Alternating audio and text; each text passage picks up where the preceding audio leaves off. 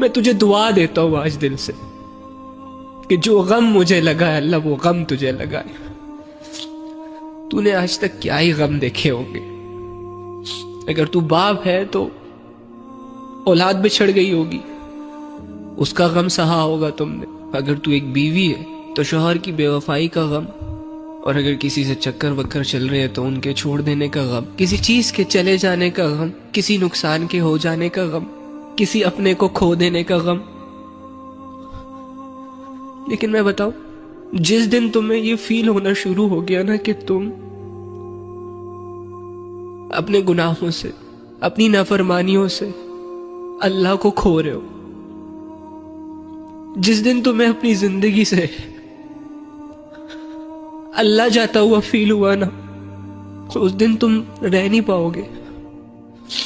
یہ غم تم نہیں برداشت کر پاؤ گے، اور پھر اس غم کو دور کرنے کی شکایت تم اپنے رب سے کرو گے.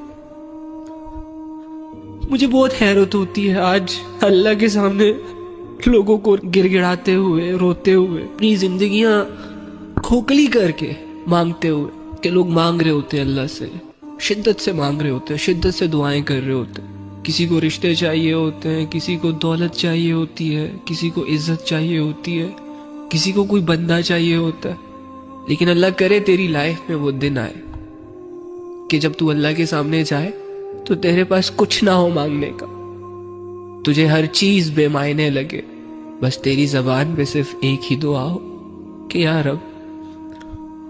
جب تو کہتا ہے کہ تو میرا پیدا کرنے والا، جب تو کہتا ہے کہ خالق بھی تو ہے، رازق بھی تو ہے، حفیظ بھی تو ہے، حفاظت بھی تو نے کرنی ہے، دوست بھی تو ہے، مددگار بھی تو ہے، سب کچھ دیا بھی تو نے اور سب کچھ ہے بھی تیرا، تو میں تو رہ گیا نا لکیر کا فقیر.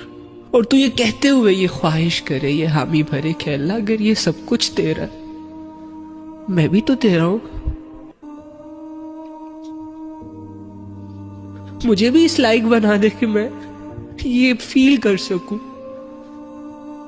یا بہت مشکل سے بات کر رہا ہوں، اس لیے اس ٹاپک کو نہیں چھیڑا کرو یار پلیز. مجھے میرا ماضی یاد آتا ہے اور پھر بہت مشکل ہو جاتا ہے میرے لیے سب کچھ بھلانا.